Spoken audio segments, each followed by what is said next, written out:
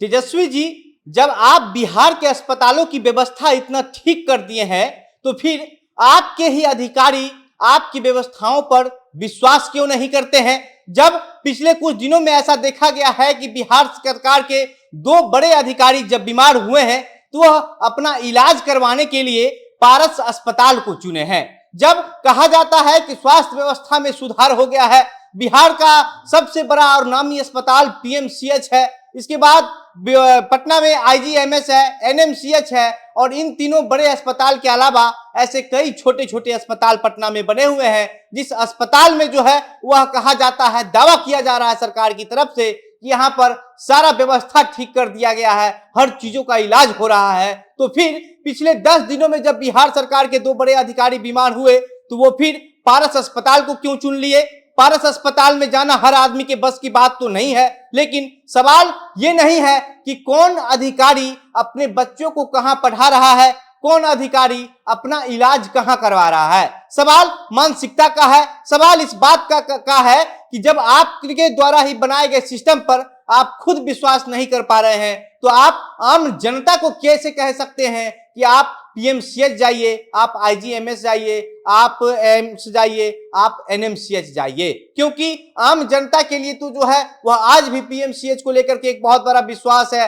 लोग पूरे बिहार के अलग अलग जिलों में अपने जिला में इलाज करवा के थक जाते हैं तो लोग पटना आते हैं, पीएमसीएच आते हैं, और आज भी पीएमसीएच अस्पताल और पीएमसीएच के डॉक्टरों के से जो है वह बिहार के लोगों का विश्वास बना हुआ है। लेकिन आपके अधिकारी जो है उस पर विश्वास नहीं कर रहे हैं, और ये दो इतने बड़े अधिकारी का नाम हम आपको बताने जा रहे हैं जो पिछले 10 दिनों में के अंदर बीमार हुए हैं, और बीमार होने के बाद दोनों के दोनों बड़े अधिकारी जाकर के पारस हॉस्पिटल में एडमिट हो जाते हैं। पारस हॉस्पिटल के बारे में बताने की जरूरत नहीं है, पटना का सबसे महंगा और सबसे लुटेरा अस्पताल उसको कह सकते हैं। कई बार ऐसा मामला आया है पारस हॉस्पिटल से निकल करके सामने जो विवादित हुआ है, लेकिन पारस हॉस्पिटल में बड़े बड़े मंत्री, बड़े बड़े नेता, बड़े बड़े अधिकारी, अफसर इलाज करवाने जाते हैं। तो आप सोच लीजिए कि आप पारस अस्पताल पर किसी भी तरीके का कोई आरोप लगाकर भी कुछ नहीं बिगाड़ सकते हैं। कोरोना के समय का एक बात आपको याद होगा जो काफी वायरल हुआ था, पारस अस्पताल को लेकर के एक खबर आया था कि किस तरीके से पारस अस्पताल में काम करने वाला जो कर्मचारी है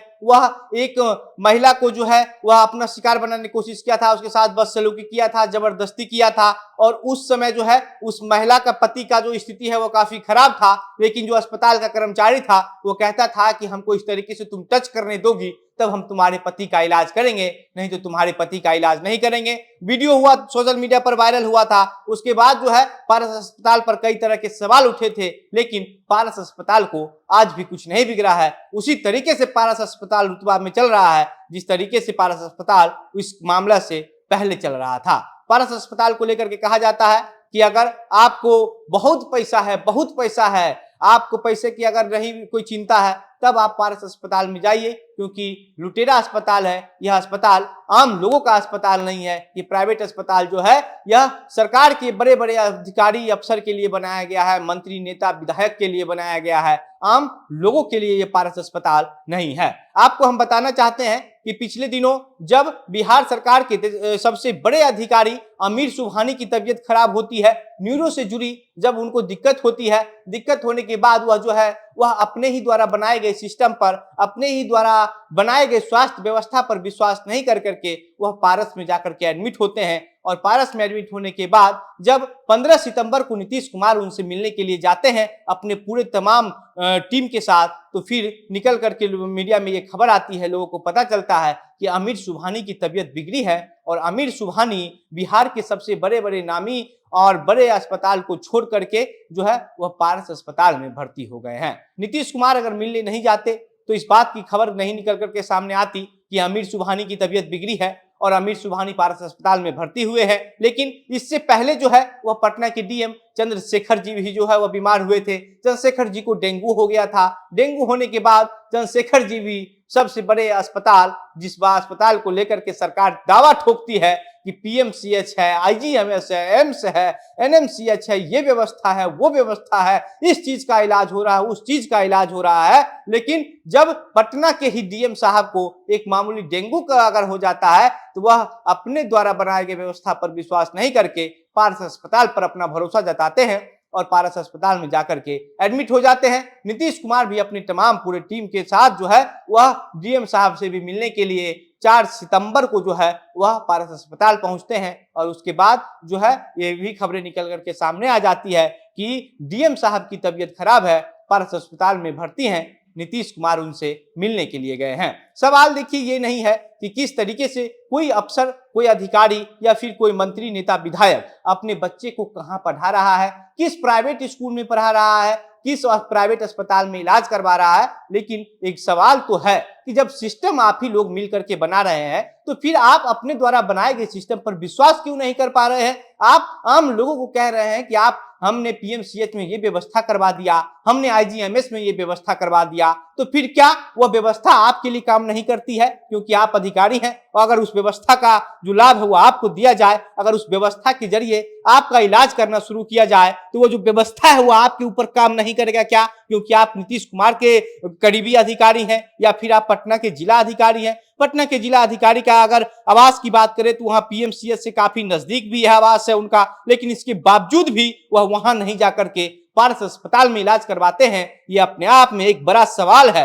और ये सवाल इस वजह से है क्योंकि पिछले कुछ दिनों जो है वह हर एक अस्पताल में जो पटना के डीएम साहब हैं वह खुद जाकर के डेंगू के इलाज की व्यवस्था करवाए हैं कि हर अस्पताल में डेंगू का इलाज होना चाहिए, लेकिन जब उनको खुद डेंगू हो जाता है तो वह पारस अस्पताल चले जाते हैं। आप जो बड़े अधिकारी हैं, जो बड़े नेता हैं, आप लोग तो इसलिए पारस अस्पताल को चुनते हैं क्योंकि आपको लगता है कि आप सरकार के बड़े अधिकारी हैं, आपको सैलरी मिलेगा और उस सैलरी से जो है वह आप व्यवस्था को खरीद लेंगे। आप जो आपको जो भी व्यवस्था चाहिए, स्वास्थ्य संबंधी व्यवस्था हो, शिक्षा संबंधी व्यवस्था हो, आप वो सारी व्यवस्था सैलरी से खरीद सकते हैं क्योंकि आपका मोटा सैलरी होता है। लेकिन एक जो आम लोग है, जो बिहार की जनता है, जिसके जरिए जो है वह आप राजनीति करते हैं, आप नेता, मंत्री, विधायक बनते हैं और आप किसी जो बड़े अधिकारी हैं वह अधिकारी जो है वो किसी मुख्यमंत्री के करीबी बन जाते हैं। तो ये सब कहीं ना कहीं घुमा फिरा करके एक जनता पर ही टिकी हुई है और उस जनता के पास इतना पैसा नहीं है, किसी आम जनता के पास उतना मोटा सैलरी नहीं है तो वो अपने हिसाब से जब चाहे वो व्यवस्था को खरीद सके। आप बड़े तमाम अधिकारी हैं, नेता हैं, मंत्री हैं, आप लोग इसलिए पारस अस्पताल पर भरोसा जताते हैं कि आप लोग जो है वह अपनी सैलरी से जो है वो व्यवस्था को खरीदना जानते हैं और खरीदने के बाद जो है आपको लगता है कि सरकारी अस्पताल में क्या ही रखा हुआ है जो हमको जाना है, क्यों हमको इसमें पढ़ना है। इसलिए जो है ये उदाहरण जो हम आप लोगों को बता रहे हैं, ये उदाहरण सिर्फ अभी 2 बड़े अधिकारी का नहीं है, पटना के डीएम चंद्रशेखर जी का नहीं है या फिर बिहार के सबसे बड़े अधिकारी अमीर सुबहानी सिंह जी का नहीं है। ये तमाम ये तो कुछ दिनों का 10 दिन के अंदर का ये उदाहरण है, लेकिन इसके अलावा कई ऐसे तमाम बड़े नेता, मंत्री, विधायक या फिर आप लालू यादव जी की भी बात कर लीजिए तो लालू यादव की आपको याद होगा किडनी ट्रांसप्लांट होने से पहले जब लालू यादव जी की तबीयत बिगड़ी थी तो लालू यादव जी भी पारस अस्पताल ही गए थे। तो आप सोच लीजिए कि किस तरीके से जो है अगर ये लोग जब पारस अस्पताल जा रहे हैं तो इन लोग के मन में तो यही लगता होगा ना कि पीएमसीएच में, आईजीएमएस में, एम्स में, एनएमसीएच में, इन सब जगहों पर बीमारी के ठीक होने का कोई भरोसा नहीं है, कोई गारंटी नहीं है, इसलिए ये लोग वहां नहीं जाकर के पारस अस्पताल को चुनते हैं। बाकी अब आपकी क्या प्रतिक्रिया है, आपको क्या लगता है, अपनी बातें जो है हमें कमेंट बॉक्स में लिखकर बताइएगा। वीडियो को शेयर कीजिएगा। मेरा नाम घनश्याम सिंह है, आप द बिहार प्रोजेक्ट देख रहे थे। बहुत बहुत धन्यवाद।